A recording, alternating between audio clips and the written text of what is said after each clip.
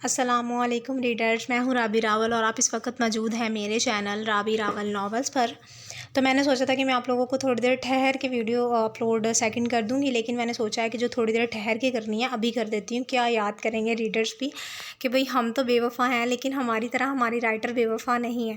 جس طرح کا سلوک ہم رائٹر کے ساتھ کرتے ہیں رائٹر ہمارے ساتھ نہیں کرتی۔ تو امید ہے کہ آپ لوگ مجھے اچھے لفظوں میں یاد رکھیں گے۔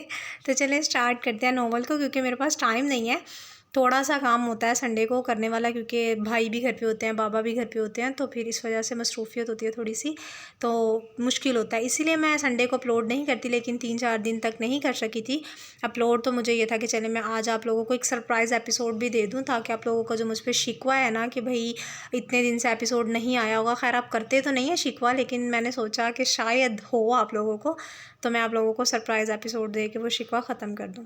تو چلیں اسٹارٹ کرتے ہیں۔ نفرت اور محبت سے رقم عشق کی داستان سرپرائز ایپیسوڈ نمبر 54، تحریر ہے رابی راول کی۔ So let's start. ہماری ویڈیو چل رہی ہے، چلیں بھائی اسٹارٹ کرتے ہیں۔ اسفند نے روبیشہ کی آنکھوں پر پٹی باندھی تھی، اس لیے وہ کوئی بھی منظر نہیں دیکھ پا رہی تھی۔ اسفند اس کو کہاں لے کر آیا تھا، وہ اس چیز سے بھی بے خبر تھی۔ اسفند گاڑی کو ساحل سمندر کے کنارے روکتا، گاڑی کا دروازہ کھول کر روبیشہ کو اپنی باہوں میں سمیٹتا باہر نکلا، جبکہ وہ اس کی باہوں میں مچلتی بے ساختہ بولی، اسفی میں اب تھک گئی ہوں اس دیر سے سفر کرتے کرتے۔ ہم کہاں جا رہے ہیں اور کتنا وقت ہے پہنچنے میں؟ اسفند روبیشہ کو ساحل سمندر لایا تھا، جہاں اس نے ایک شپ کی بکنگ کروائی تھی۔ پوری شپ کو خوبصورتی سے پھولوں اور لائٹ سے سجایا گیا تھا۔ بس تھوڑی دیر میری جان، ہم پہنچنے والے ہیں۔ وہ روبیشہ کو شپ میں لاتے نیچے اتارتا، اس کی آنکھوں سے پٹی کھولنے لگا۔ پٹی کھلنے پر روبیشہ نے سکون کا سانس خارج کیا اور اپنے قریب پھولوں کی خوشبو کو محسوس کرتے اپنی آنکھوں کو ہلکا ہلکا مسلتی ارد گرد کے ماحول کو دیکھنے لگی۔ جب آنکھیں روشنی کو دیکھنے کے قابل ہوئی تو اپنے ارد گرد کا منظر اور شپ کو پھولوں اور لائٹ سے سجا دیکھ کر ایک دم مبہوت ہوئی تھی۔ جبکہ اسفند روبیشہ کے خوشی سے دمکتے چہرے کو دیکھ رہا تھا، اس وقت شپ کو دیکھنے سے اس کے چہرے پر آئی خوشی اسفند کو مبہوت کر رہی تھی۔ روبیشہ اسفند کو فراموش کیے ابھی تک ارد گرد کے منظر میں گم تھی۔ جب اسفند نرمی سے اس کا ہاتھ تھامتا کھانے کی ٹیبل کی جانب بڑھا، روبیشہ کو یہاں آ کر ہلکی ہلکی سردی لگ رہی تھی، کیونکہ نومبر شروع ہو چکا تھا اور اوپر سے سمندر کی سرد ہوائیں روبیشہ کو کپکپانے پر مجبور کر رہی تھیں۔ ویٹر کھانا لگا کر جا چکا تھا، جبکہ روبیشہ ابھی تک ارد گرد کے منظر میں گم، آنکھیں بند کیے پھولوں کی خوشبو کو اپنے اندر اتار رہی تھی۔ یار اب تھوڑا نظر کرم اپنے اس خادم پر بھی کر دو، میں منتظر ہوں تمہارا۔ روبیشہ کو ارد گرد کے منظر میں گم دیکھ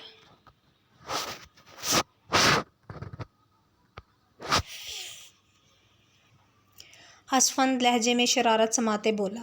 روبیشہ اسفند کے ایک دم بلانے پر منظر سے واپس لوٹتی اپنی نیلی آنکھوں پر سایہ فگن پلکوں کی جھالر کو اٹھا کر ایک دفعہ پھر گرا گئی۔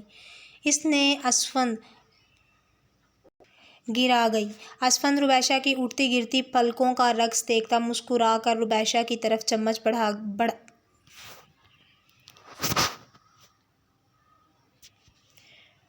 گیا۔ جب روبیشہ نے روحانسا ہوتے اپنی نتھ کی طرف اشارہ کیا جو اس کے ناک کو درد میں مبتلا کرتی اچھا خاصا سرخ کر چکی تھی۔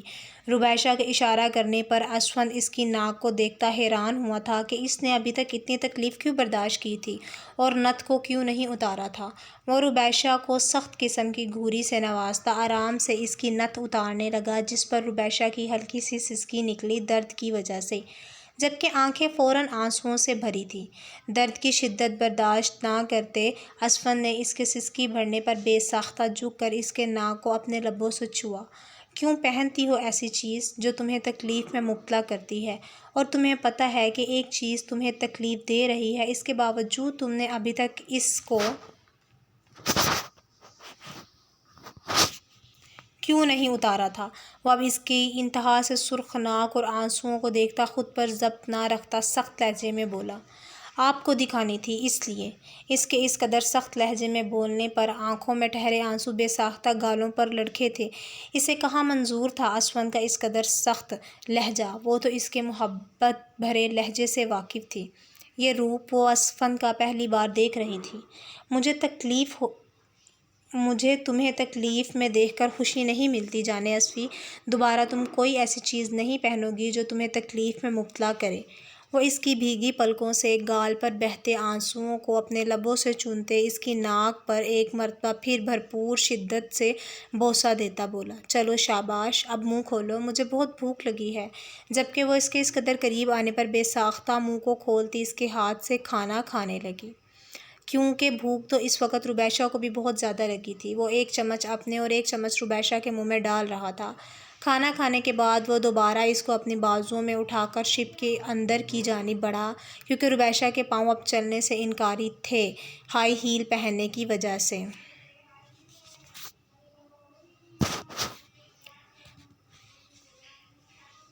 اس کے پاؤں انتہائی درد میں مبتلا تھے اور اسفند کو کہاں برداشت تھی اس نازک گڑیا کی تکلیف۔ شپ میں موجود سیڑھیوں سے اتر کر وہ ایک کمرے میں داخل ہوا۔ کمرے کو بہت خوبصورتی سے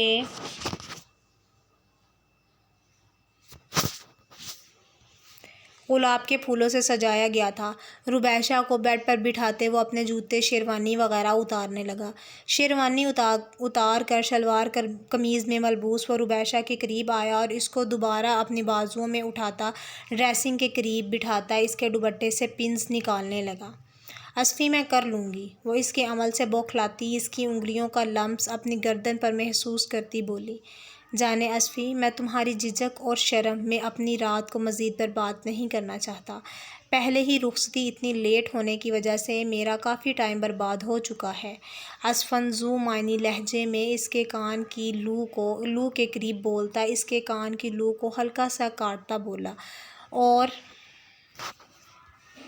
اس کے کانوں سے جھمکے اتارنے لگا۔ دوپٹہ اور دیگر جیولری اتارنے کے بعد وہ روبیشہ کے پاؤں سے اس کی سینڈل اتارتے اس کے پاؤں پر جھکتا اس کے پاؤں کو اپنی گرم سانسوں سے جھلسانے لگا۔ وہ جو اس کی انگلیوں کی چھیڑ چھاڑ پر آنکھیں بند کیے بیٹھی تھی، اسفند کے ہاتھوں کا لمس اپنے پاؤں پر، ہاتھوں کے بعد لبوں کا لمس اپنے پاؤں پر محسوس کرتی ایک دم اپنے پاؤں کو پیچھے کرنے لگی۔ اسفی پلیز یہ نہ کریں، میں کر لوں گی۔ جبکہ وہ اس کے پاؤں کو اپنے ہاتھ کی سخت گرفت میں لیتے اس کو زبردست گھوری سے نوازتا اپنے کام میں دوبارہ مشغول ہو گیا اور اس کی سینڈل کی اسٹرپس کھولتا اس کے پاؤں پر جھکتا اس کے پاؤں کو اپنی گرم سانسوں سے جھلساتا اس کے پاؤں میں نفیس سی وائٹ گولڈ کی پزیب پہنانے لگا، جس کے ساتھ گھنگرو تو نہیں لگے تھے کیونکہ گھنگرو پہننا اسلام میں منع فرمایا گیا ہے، لیکن جہاں سے پزیب کو بند کرتے ہیں وہاں 3 ڈائمنڈ لگے تھے جو پزیب کی دلکشی میں اضافہ کر رہے تھے۔ وہ ایک دفعہ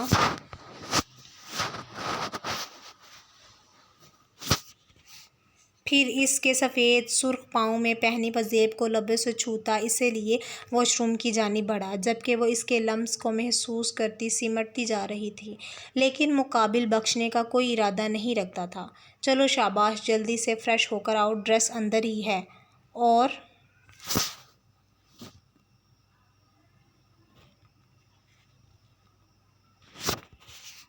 وہی پہننا ہے، اور میں کسی قسم کا کوئی ایکسکیوز نہیں سنوں گا۔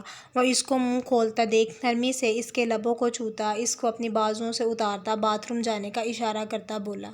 باتھ روم میں داخل ہو کر ڈریس کو دیکھتے روبیشہ کو بے ساختہ پسینے آئے۔ بے شک ڈریس کہیں سے بھی بےہودہ نہیں تھا بلکہ فل گاؤن تھا، بس سلیوز موجود نہیں تھی، لیکن روبیشہ کو پھر بھی ڈریس کو دیکھتے شرم آ رہی تھی اور مزید وہاں کوئی اور ڈریس نہ ہونے کی وجہ سے بات لیتی وہی ڈریس پہن کر آہستہ سے دروازہ کھول کر باہر نکلی، جہاں اسفند ٹراؤزر شرٹ میں ملبوس دروازے کے باہر کھڑا اس کا ہی منتظر تھا۔ روبیشہ کے باہر نکلنے پر وہ اس کی بھیگے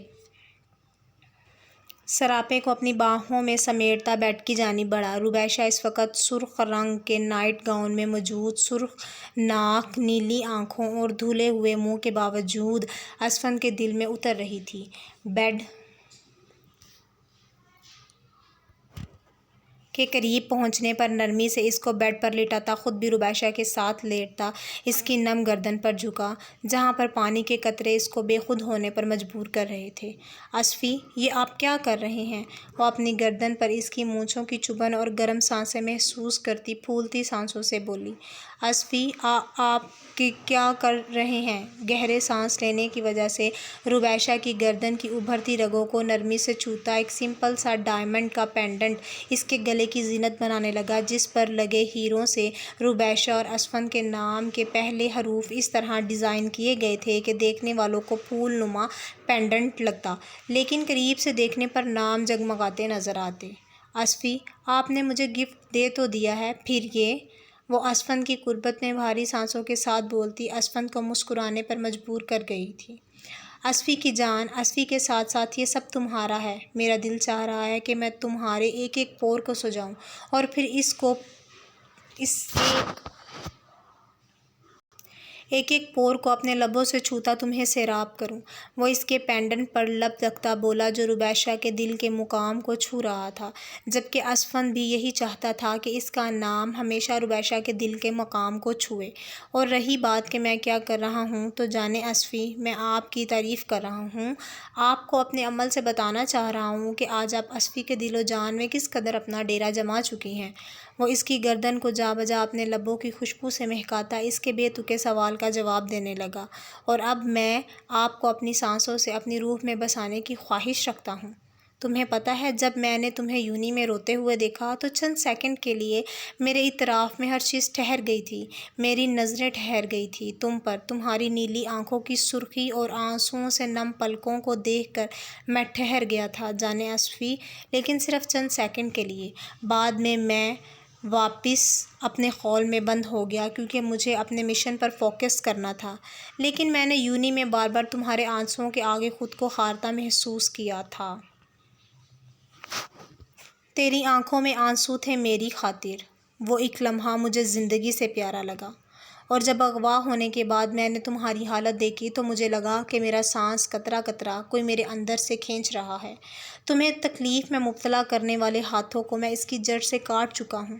تمہیں غلط آنکھوں سے دیکھنے والی نظر کی بینائی میں نے ختم کر دی، اس کی آنکھیں نکال کر ان کو اپنے پیروں تلے مسل ڈالا، کیونکہ مجھے یہ گوارا بھی نہیں ہے کہ کوئی تمہیں غلط نظر سے بھی دیکھے۔ تم محبت ہو میرا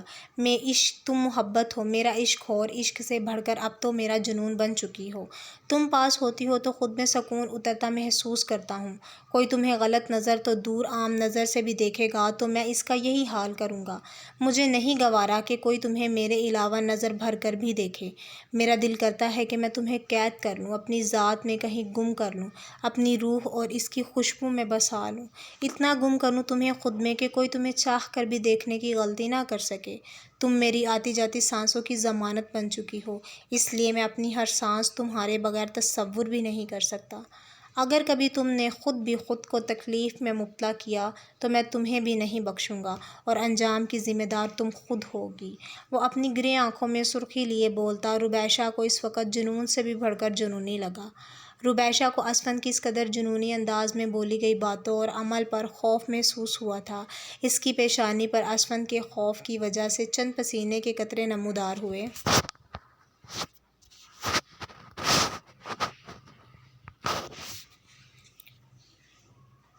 جنہیں اسفند نے جھک کر بوسہ دیتے اپنے لبوں سے چنا، جبکہ وہ اپنی پیشانی پر اس کا شدت بھرا لمس محسوس کرتی کپ کپاتی آواز سے بولی، اصفی، کیا آپ نے واقعی ہی اس گندے آدمی کی آنکھیں اور ہاتھ کاٹ دیے ہیں؟ وہ اس کی گردن پر اپنی بے قراریاں دکھا رہا تھا جب ربیشہ کی آواز اس کی سماعتوں سے ٹکرائی کہ میں تمہارے قریب ہوں۔ ریلیکس جانا، میرے ہوتے ہوئے تمہیں پریشان ہونے کی ضرورت نہیں ہے۔ اس وقت یہ ضروری نہیں کہ میں نے کس کے ساتھ کیا کیا، اس وقت صرف یہ ضروری ہے کہ میں تمہارے قریب ہوں، اور میں چاہتا ہوں کہ تم بھی مجھے قریب سے قریب تک محسوس کرتے، قریب سے قریب تر محسوس کرتے مجھ میں ہی کہیں گم ہو جاؤ؟ کیا مجھے اجازت ہے کہ میں تمہاری سانسوں میں اپنی سانسیں اتار کر تمہیں اپنی سانسوں کا ایڈکٹ بناؤں؟ جب بھی میں تمہارے قریب آؤں تم مجھے میری سانسوں سے پہچان لو؟ کیا مجھے اجازت ہے کہ آج میں تمہارے ساتھ ساتھ تمہاری روح کو بھی اپنے نام کر دوں جانے اصفی؟ وہ روبیشہ کے سرخ پھولے گالوں پر لب رکھتا اس کو اپنے ایک ایک لفظ پر سرخ کرتا بولا، جبکہ روبیشہ اسفند کے سینے میں منہ چھپاتی انتہائی خوبصورت طریقے سے خوبصورتگی کا خود سپردگی کا اعلان کر گئی تھی۔ وہ روبیشہ کی اس ادا پر اس کے چہرے کے ایک ایک نقش کو اپنے لبوں سے چومتا، اپنے حصار میں لیتا، دوسرے ہاتھ سے ایک بٹن کی مدد سے تمام لائٹس آف کرتا، اس پر کسی سائے کی طرح جھکا۔ اسفند کے لائٹ بند کرنے پر وہ اس کی شرٹ کو مٹھیوں میں بھینچتی بے ساختہ بولی، اصفی مجھے اندھیرے سے ڈر۔ وہ ابھی بول ہی رہی تھی جب اسفند کروٹ کے بل لیٹتا، اس کو سرہانے پر منتقل کرتا، اس کے اوپر جھکتا بولا، ڈرنے کی ضرورت نہیں ہے میری جان، تم صرف مجھے محسوس کرو، میری قربت میں میری سانسوں کو، اور اگر میں نے لائٹ آن کر دی تو یہ جو تم مجھ سے بات کر رہی ہو نا، تم نے یہ بھی کرنے کے قابل نہیں رہنا، پھر تو مجھے یہ گمان ہوگا کہ میں نے کسی گونگی لڑکی سے شادی کر لی ہے۔ وہ اس کی ذو معنی بات سے مزید خوفزدہ ہوتی بولی، لیکن اس سے پہلے کہ وہ مزید بولتی، وہ اس کے لبوں پر جھک کر اس کے تمام لفظوں کو اپنے ہونٹوں کے ذریعے اپنی سانسوں میں اتارنے لگا، اور آہستہ آہستہ اس کو اپنے قریب سے قریب تر کرتے، اس کے تمام ڈر اور خوف کو اس سے دور کرتے، اس کو اپنی ذات میں گم کرتے بولا، کیا مجھ پر یقین کرتی ہو روح اصفی؟ خود سے بھی زیادہ۔ وہ پھولتی اٹکتی سانسوں سے بولی، تو پھر بے فکر ہو کر اپنے اصفی پر تھوڑا اور یقین کرتی پرسکون ہو جاؤ، بلیو می، میں تمہیں بالکل بھی تکلیف نہیں ہونے دوں گا۔ وہ اسفند کی روح کو سکون پہنچانے والی سرگوشیاں سنتی، اپنے قریب اسفند کو محسوس کرتی، اپنا آپ اس کے حوالے کر گئی، جبکہ اسفند نے اس نازک کلی کو نرمی سے خود میں سمیٹا تھا کہ کہیں